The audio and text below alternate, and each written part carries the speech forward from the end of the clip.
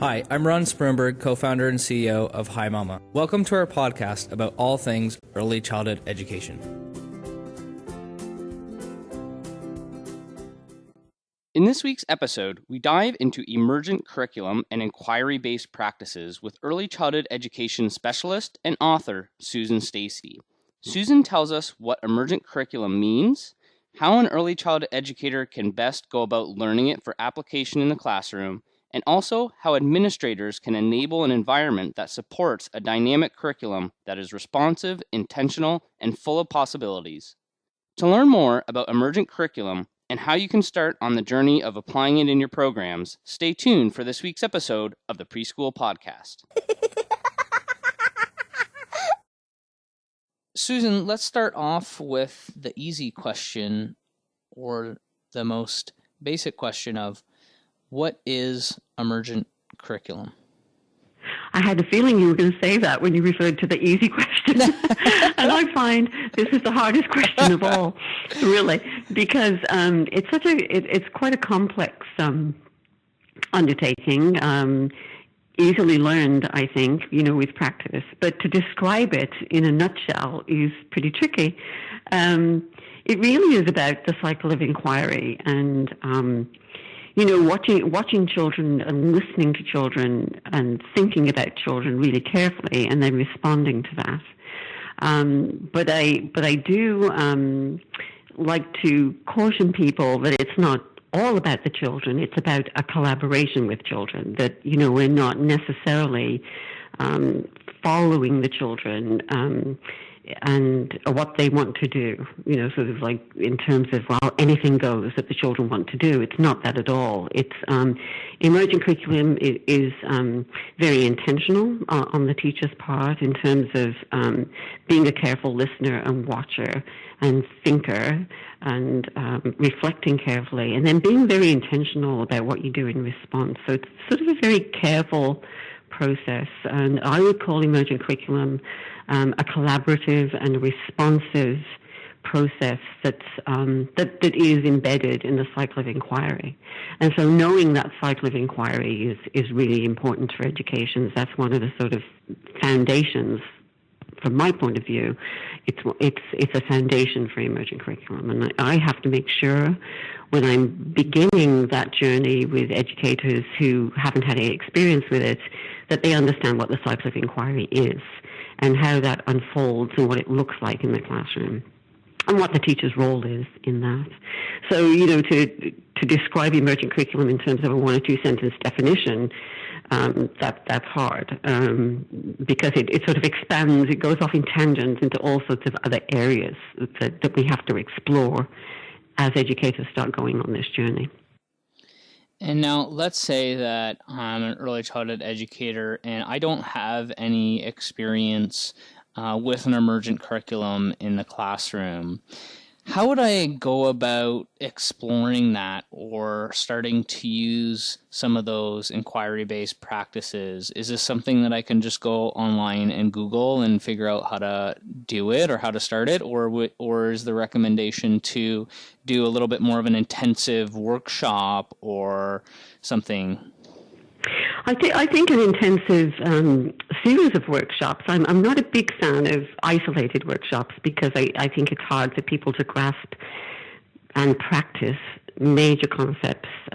No matter how inspired they are after a single workshop, it's hard to sort of carry out that practice unless you've had like a series of maybe 3 or 4 workshops or a couple of days of sort of intensive work.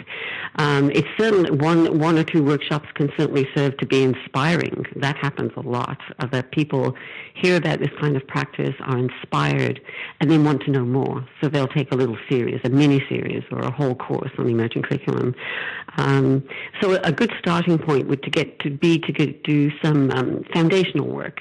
To obviously reading about it always helps. You have to be very careful about what you find on the internet in terms of reading materials because the information tends to be all over the place, and so you have to be a critical thinker. You have to know some of the foundational stuff about inquiry and emergent curriculum to know if what you're reading is good quality.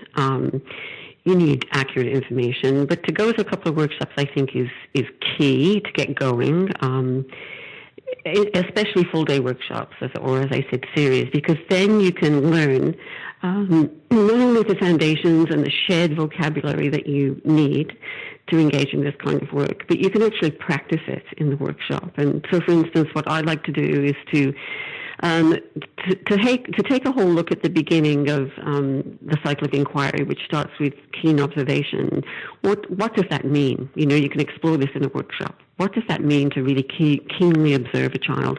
And what do you do with those observations when you have them? So what we do is we'll look at some video clips, or we'll look at some photographs together, and we'll analyze and we'll think a little bit more deeply about what's going on, not just the surface stuff that's immediately apparent, but what does it mean when a child does this over and over again? Or what does that child's comment really mean? What does that tell us about the child's thinking? And in a workshop or a series, we can think about those things together, and we can reflect together. And that's a really good basis for deciding, okay, so what are we going to do next in response to that? Because this is a collaboration. The child does this, and so we do that very intentionally. What do we need to do with our environment to support this idea that the child has had?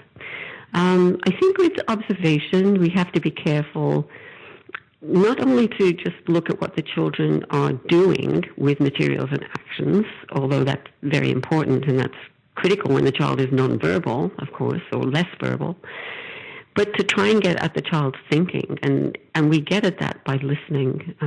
Part of observation is also listening. And Carlina Rinaldi from Reggio Emilia reminds us often in her writing and her speeches to think about many different ways of listening.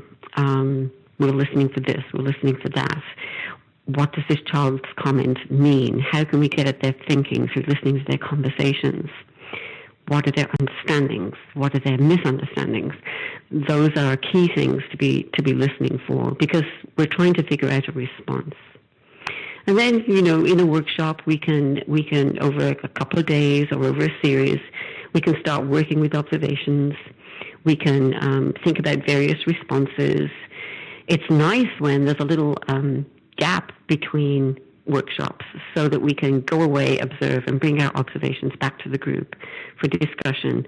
This is what I saw. This is what I tried. This is what happened, and kind of analyze that. It's a nice reflective process. So just picking up on that point, that's a really good idea, sort of learning the fundamentals and then applying it in practice so that when you go back and discuss what happened in the classroom, you're using it with the context of having applied it already, and so you get more out of the learning experience, I suppose. Yeah, absolutely. It's a process of observing, thinking, trying something out, especially when you're very new to this kind of approach, trying it out, seeing what happened, what did the children do in response, and what does that tell us? What does their response tell us? Trying in your practice as you work through this process to judge the children's real engagement. Does our response to them provoke more thinking? Does it sustain their curiosity? Are we able to build on their play? This is very play-based, and so does it build on their play? Does it enrich their play? How do we know what they're thinking? What did we see? Did we document that? It's useful to bring the documentation, which is a big part of Emergent Curriculum, documenting their words, their ideas, their play, their actions, to document that with notes or with photographs. Bring it back to the group when we're learning, even when we're seasoned practitioners. Bring it back to the group and throw this information around and see what we make of it. It's very useful, very productive to get other people's perspectives what happened, because it widens our lens. It gives us a different way to think about things. And often if we've been doing something the same way for many years, we have a particular sort of narrow lens in the way that we look at something. And when we talk about it with other people, especially people from backgrounds different than our own, we get these new perspectives that we might not have ever thought of. So that's very important. Yeah, and I suppose that concept applies to emergent curriculum in general as well. And correct me if I'm wrong, but I assume when you document your observations and you're thinking about what do I do with these observations, there isn't necessarily a right answer. Maybe there's different ideas about how to proceed with the child's development from that point in terms of what activities you want to proceed with, but there may be various different activities that would be beneficial. Right? And it might not even be an activity. Mm-hmm. It might be, you might decide that, okay, to understand this further, I need further conversations with the children. I need to build some conversations into our play so they really understand what's going on here, because I'm a little confused or I'm a little unsure. And the thing is with emergent curriculum, and the thing I like about it is that it's like in any human relationship, it's a relationship based, and so you're never 100% sure of what you're doing. It's a little like sort of stepping off a precipice and thinking, I'll try this. I think this is what's happening. I'll try this. But what informs your practice, probably more than anything, is your relationship with the children, because you're not a stranger to this group. You've known them for some time. You know the dynamic of the group. You know what's new to this child and what's old hat to this child. And so you already have some knowledge through your relationship. You have some knowledge of what they've done before and what their thinking has been before. So you know the thing, whatever it is that they're doing or exploring. You know if this is new for them or if it's building on prior knowledge or prior practice, and that helps you to make a decision about how to respond. But as I say, the exciting part is you're never 100% sure. And I think that's a good thing, because it keeps us on our toes. It keeps us thinking, and it keeps us watching, and it keeps the work exciting, because you're not, even if, say, a child comes back to, you have a group of children who have come back to something in their play that you've seen before with other groups of children. Maybe I find that the subject, for instance, of the fascination with birds comes up a lot with children, with different groups. But that investigation, that inquiry, is going to be completely different for one group than it is from another, because everything goes back to the children's questions. What are the children's specific questions about this? Or why is this particular group fascinated with this? So it's very different from a thematic approach where everything is planned out in advance, and this always goes back to the child. This always goes back to, okay, here's this group of 6 children who are working on this and watching this and are curious about this, but it's so different from that other group of children I've had before.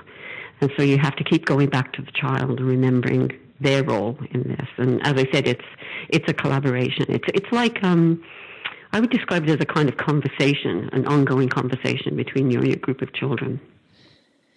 One thing I want to touch on, which you mentioned there, which I think is very important, is keeping things exciting and interesting and keeping you on your toes and thinking. I think that's so important. And the reason I say that is that I do think that's lacking potentially in some childcare environments. And in order to stay passionate about what you're doing as an early childhood educator, I think you need that. And I guess my question to you is, in your experience as a trainer of emergent curriculum and inquiry-based practices, do you see that when educators go and apply your teachings in the classroom, does that get them excited when they see the impact on the children? Because I think that's really what motivates most early childhood educators at the end of the day, is seeing the impact on their work in children's progress. And that, I would assume, provides further inspiration and excitement for them to do more of this type of an approach. Well, absolutely. It's very exciting for me and very gratifying to see when someone gets when they come back with their observations, their reflections, the trial and error they've been through. And often, so many times, there'll be these sort of aha moments when they've seen the children just come alive with excitement and curiosity, and they've been able to take this exploration with the children so much further than they ever dreamed. And the children are so engaged And perhaps this educator, in some cases, this educator has never seen that before. Maybe the children have been a little disengaged, a little bored with some things and that she's tried before, and all of a sudden, there's this animation, there's this sort of dynamic that happens within the children where everything comes alive.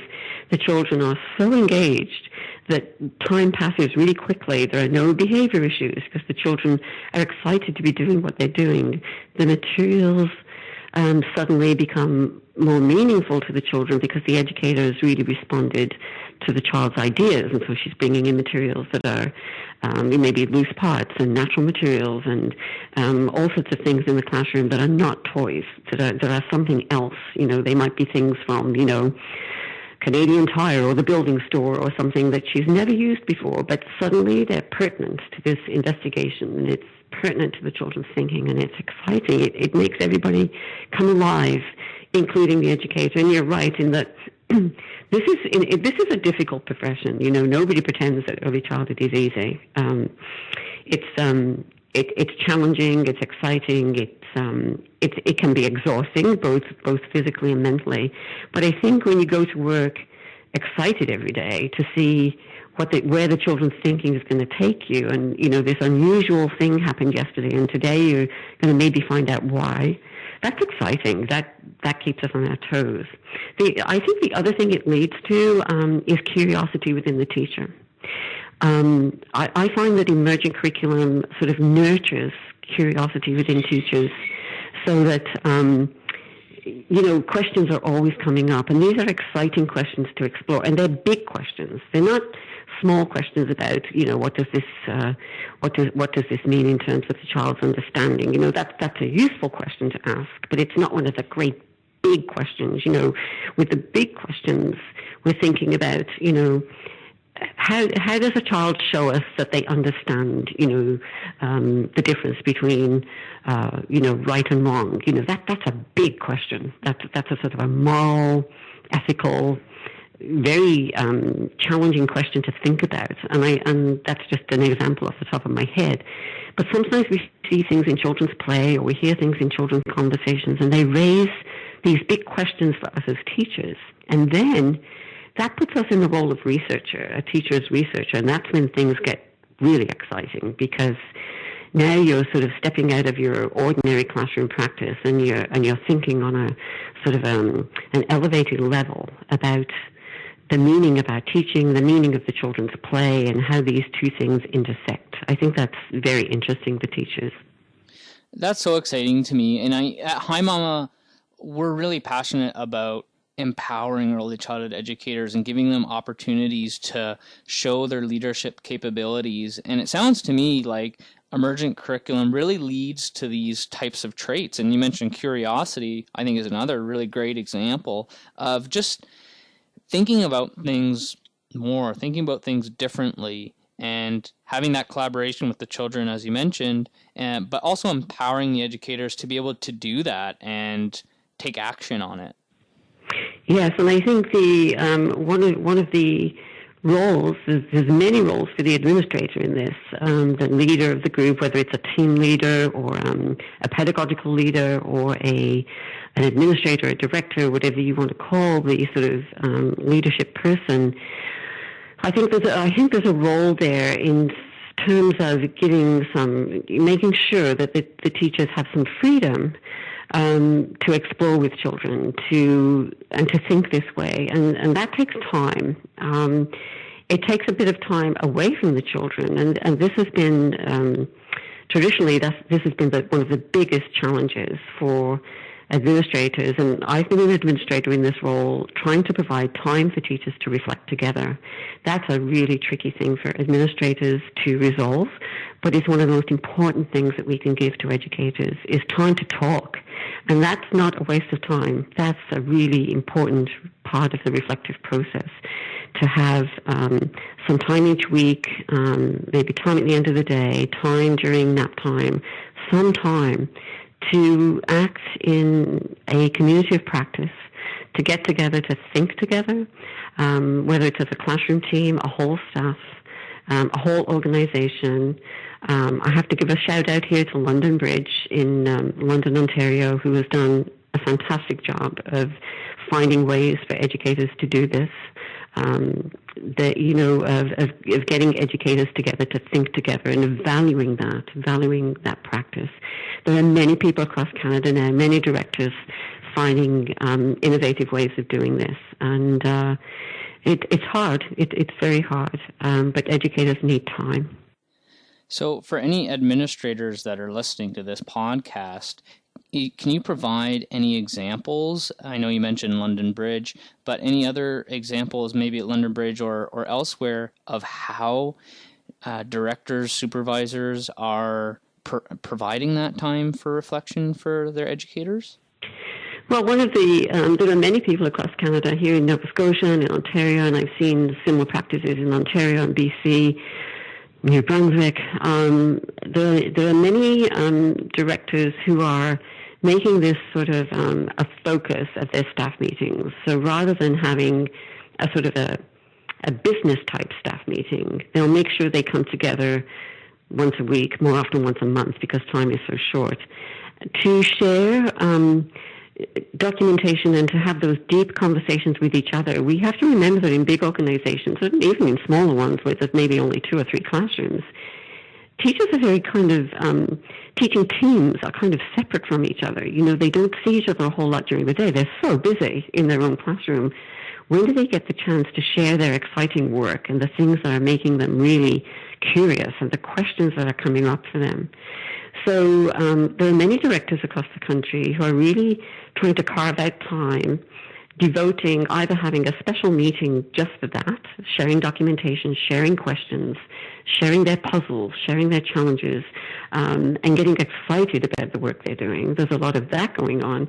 If they can't do it in a separate meeting, they'll do it for 90% of the staff meeting that they usually have, and only 10% will be involved, will involve the business stuff. So, which often can be handled in other ways. So getting the staff together and forming a community of practice is huge. And I do find that directors who are good at this, at forming these thinking groups together, they've made it a priority. And I think sometimes, obviously budget gets in the way. It's hard to get people out of classrooms during the working day because that involves a substitute and that involves money, and often there's people out sick, it's just, there's a litany of reasons why we often can't get people out during the day. But if we can't get teachers out during the day for even a brief conversation together, then we can get them out for an evening meeting. And so you have to go back to, okay, when somebody is hired, what kind of person are we looking for? Well, we're looking for maybe a curious person. We're looking for a flexible, open person. We're looking for someone who gets excited about children. And then, we want a commitment to come to these types of meetings, that this is important, and that we need to grow as a community by talking together and exploring ways of being with the children together. It starts at a very sort of basic level of when that person is hired and the understanding of the expectations in terms of meetings and reflection and documentation. So it sounds like just being very purposeful and proactive about it is a key part of it, because there is so many distractions. There's so many things going on in a childcare or early learning program. It's very easy to have an excuse and be kind of putting out fires, but you have to make it a priority. Absolutely, and I think what the people who are very good at doing this across the country are the people who take the center's vision, mission statement, philosophy, and what they're doing is putting that at the forefront and making that come to life. So, the administrator or the team of administrators often will get together and say, okay, this is our philosophy, this is our image of the child. What does that look like in our classrooms? Does it show? Are we really practicing our philosophy? How does it show in our environments, in our documentation, in our interactions with children? How is our philosophy and our image of the child and our mission statement, how is that made visible? How does it come to life?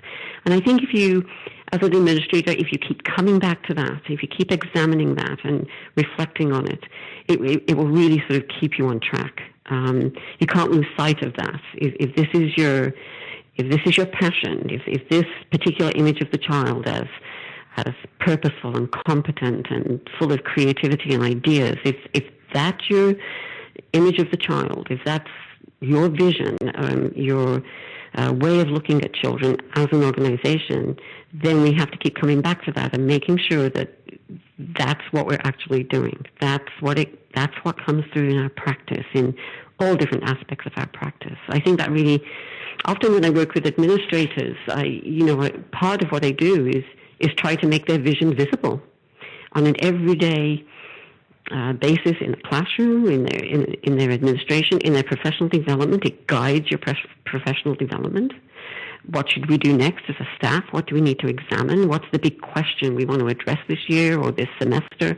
What is it we're after, and how are we going to reach that goal? So I think going back to your philosophy and your image of the child really helps to keep you on track.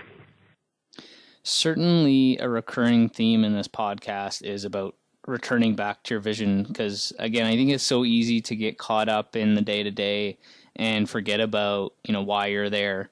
And so that's a very, very good point, I think, to never forget about your vision, and like you said, make it visible so it's always there and you're always thinking about it. Yeah, and when you're in these deep, exciting, passionate conversations as a whole group, as a whole staff, sometimes it's important for the pedagogical leader, the administrator, to say, okay, so how does that tie into our vision? To bring that back again. Or if there's a challenge, some things that people are struggling with, always going to happen. There's always going to be struggles and challenges. To bring people back to, okay, so we're struggling with this particular little piece. So what is, let's go back to our image of the child. What do we believe about children? So if we believe in this competent child, so then what can we do in this situation, and bring our beliefs about children back into it. So I think pedagogical leaders, whether that's a member of the classroom team, whether it's an actual separate sort of person who's a pedagogical leader for the organization, whether it's the director herself, that's a really important role, because you help people to think through. You don't give answers. You try to ask questions that are thought-provoking and lead people maybe to think about something from a different perspective, and again, to bring them back to their vision. And one of the other themes I'm picking up on here in a lot of our conversation is this whole idea of a community where you're discussing. That's both from learning about the emergent curriculum, whether that's through workshops with case studies, through to applying that and having discussion with the peers in your childcare or early learning center, and maybe even beyond that within the early childhood education community. I think that seems to be another big sort of trend in early childhood education. Is that safe to say that there is more kind of collaboration happening amongst early childhood educators? I see that, for sure. Yeah, I've been so impressed with the way that people are creative about getting together.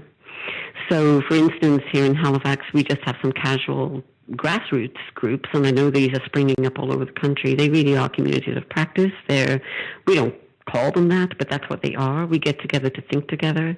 I like to see educators get together with people outside of their own center as well as with people inside their center, because again, it widens the perspective. It exposes us to other types of thinking.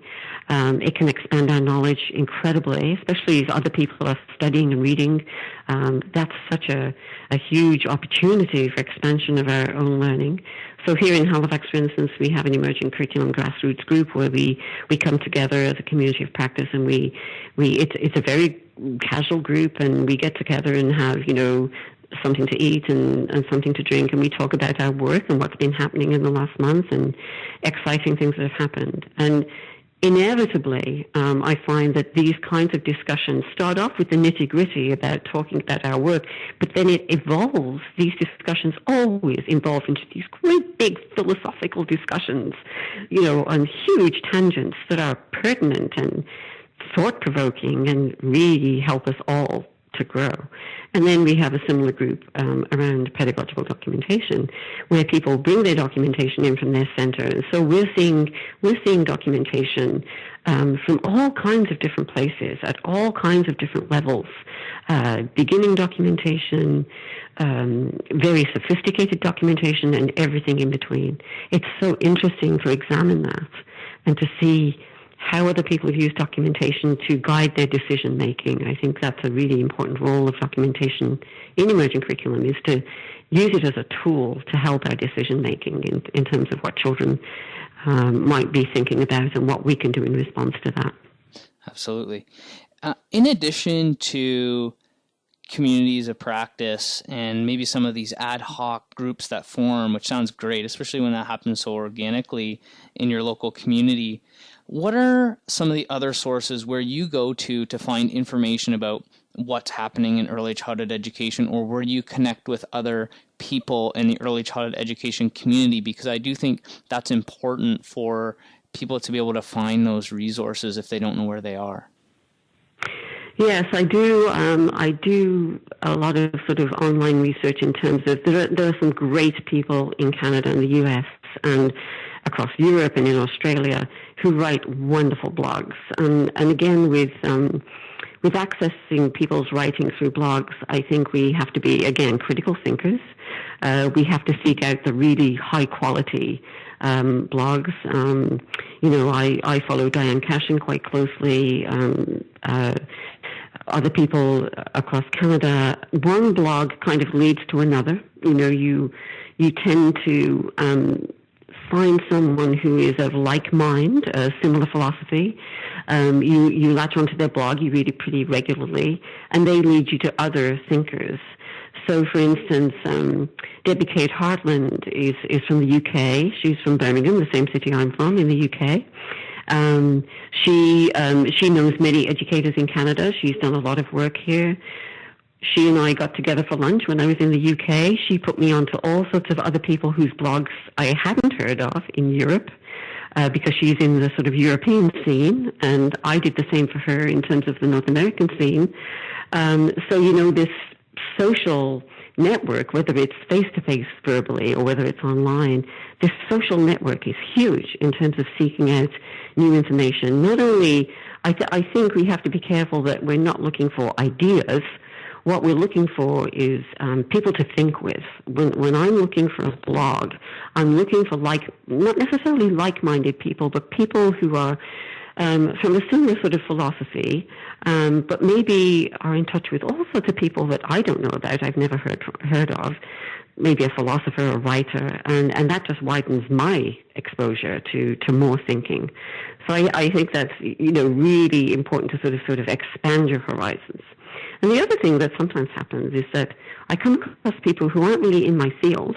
They might be in the field of design, the arts, a different field. They might not be an early childhood educator, but they have really important creative ways of thinking.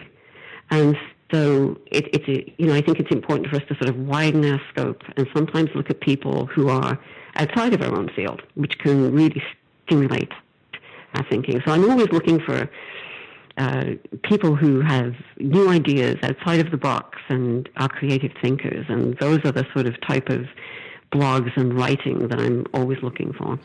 That's actually a very insightful point about getting information and having conversations with people outside your field as well. I know that's where a lot of the most creative big ideas come from, is when you start putting together some of the theories and thoughts from your own practice with what people are doing in other fields. So that's a really great point. Exactly. I think, most people these days in Canada, for instance, are familiar with the work of Andy Goldsworthy, the artist, and in Scotland.